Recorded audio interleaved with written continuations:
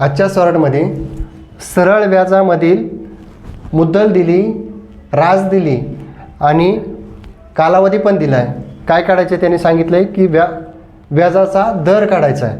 तर दर कसा काढायचा आहे तर बघा, एकूण रास किती 15,500 आणि मुद्दल किती 12,500.